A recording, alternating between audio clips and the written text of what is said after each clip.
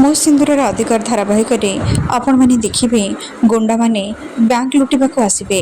ଏପଟେ ଅମ୍ବିକା ଓ ଆଦିତ୍ୟ ସେଠି ଫସି ଯାଇଥିବେ ଆଉ ସେଠି ନତାଶା ଓ ବିବେକ ମଧ୍ୟ ଥିବେ। ଏପଟେ ଗୁଣ୍ଡାମାନେ ବ୍ୟାଙ୍କର କର୍ମଚାରୀଙ୍କ ସହିତ ସେଠି ଥିବା ସବୁ କଷ୍ଟମରମାନଙ୍କୁ ନିଜ ଆୟତ୍ତକୁ ନେଇଯିବେ ଆଉ ସେମାନେ ସମସ୍ତଙ୍କୁ ଡରେଇ ଧମକେଇ ଏକଜୁଟ କରିବାକୁ ଚେଷ୍ଟା କରିବେ ଆଉ ସମସ୍ତଙ୍କୁ ଗୋଟିଏ ଜାଗାରେ ନେଇ ବସେଇବେ। ଏପଟେ ଜଣେ ଗୁଣ୍ଡା ଆସି ତାଙ୍କର ମୁଖ୍ୟଙ୍କୁ କହିବ, ସାର୍ ଆମେ ସବୁ କିଛି ରେଡ଼ି କରିସାରିଛୁ ଆଉ ଏଠି ବ୍ୟାଙ୍କରେ ଯେତେ ସବୁ କର୍ମଚାରୀ ଥିଲେ ଆଉ ଯେତେ ସବୁ କଷ୍ଟମର ଥିଲେ ସେମାନେ ଏବେ ଆମ ଆୟତ୍ତକୁ ଆସିସାରିଛନ୍ତି। ଏବେ ଆପଣ ବାହାରକୁ ଯିବାର ସମୟ ଆସିଯାଇଛି। ଏହାପରେ ସେ ଗୁଣ୍ଡାମାନଙ୍କର ହେଡ୍ ବାହାରକୁ ଆସିବେ ଆଉ ସେ କହିବେ, ଏବେ ତମମାନଙ୍କର ଭାଗ୍ୟ ମୁଁ ଲେଖିବି। ମୁଁ ଯେମିତି କହିବି ଯାହା ବି କହିବି ତମମାନଙ୍କୁ ସେଇଆ କରିବାକୁ ପଡ଼ିବ। ଆଉ କେହି ଯଦି ପାଟି ଖୋଲିକି ଅଧିକ ଚାଲାକି କରିବାକୁ ଚେଷ୍ଟା କରେ ତାକୁ ଜୀବନରୁ ମାରିବାକୁ ମୁଁ ପଛେଇବିନି। ଏବେ ତମେମାନେ ସମସ୍ତେ ମୋତେ କୁହ, ଏଠି ତମ ବ୍ୟାଙ୍କର ସବୁଠାରୁ ଫେମସ୍ କଷ୍ଟମର କିଏ? ଏପଟେ ବ୍ୟାଙ୍କରେ ଥିବା ସେ ଲେଡି ଏମ୍ପ୍ଲୟି କହିବେ, ମୁଁ ଯଦି ଆପଣଙ୍କୁ ବ୍ୟାଙ୍କର ସବୁଠାରୁ ଫେମସ୍ କଷ୍ଟମରଙ୍କ ବିଷୟରେ କହିଦିଏ ତାହେଲେ କ'ଣ ଆପଣ ମୋତେ ଛାଡ଼ିଦେବେ? ଗୁଣ୍ଡା କହିବେ, ନିଶ୍ଚୟ ମୁଁ ତୁମକୁ ଛାଡ଼ିଦେବି ଆଉ ମୁଁ ମୋ କଥାରେ ପୁରା ପକ୍କା। ମୁଁ ମୋ କଥାରୁ କେବେ ଓହରି ଯାଏନି। ଏବେ ମୋତେ କୁହ ସେ କଷ୍ଟମର ଜଣକ କିଏ? ସେ କହିବେ, ସେ ହେଉଛନ୍ତି ମିଷ୍ଟର ଆଦିତ୍ୟ ଦାସ ଆଉ ତାଙ୍କର ଅଧିକ ମନି ଏଠି ଇନଭେଷ୍ଟ ହେଇଛି। ଆପଣ ଏବେ ମୋତେ ଛାଡ଼ି ଦିଅନ୍ତୁ। ଗୁଣ୍ଡା କହିବେ, କେଉଁଠି ଅଛି ସେ ଆଦିତ୍ୟ ଦାସ? ଏମାନଙ୍କ ଭିତରୁ ଆଦିତ୍ୟ ଦାସ କିଏ? ସେ କହିବେ, ଏଠି ଆଦିତ୍ୟ ଦାସ ନାହାନ୍ତି। ଲାଗୁଛି ସେ କେଉଁଠି ଲୁଚି ଯାଇଛନ୍ତି କିନ୍ତୁ ସେ ବ୍ୟାଙ୍କ ଆସିଥିଲେ। ଏବେ ଆପଣ ମୋତେ ଛାଡ଼ି ଦିଅନ୍ତୁ। ଗୁଣ୍ଡା କହିବେ, ତାହେଲେ ଠିକ୍ ଅଛି, ତମେ ଏବେ ଏଠୁ ଯାଇପାର।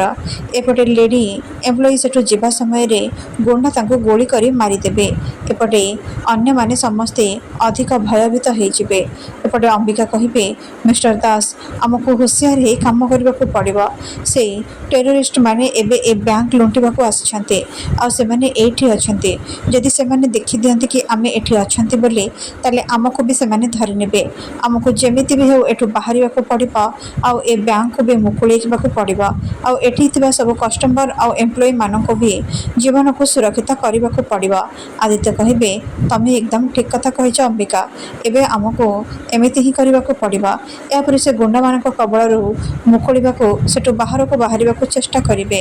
ଏପଟେ ଗୁଣ୍ଡା କହିବେ, ଏବେ ଏ ବ୍ୟାଙ୍କରେ ଅନ୍ୟ କିଛି ଲୋକ ବି ରହିଯାଇଛନ୍ତି। ସେମାନଙ୍କୁ ଶୀଘ୍ର ଖୋଜିକି ଏକାଠି କର। ନହେଲେ ଯଦି କେହି ଆମ ବିଷୟରେ ବାହାରେ ଇନଫର୍ମେସନ୍ ଦେଇଦିଅନ୍ତି ତାହେଲେ ସବୁ କିଛି ବର୍ବାଦ ହେଇଯିବ।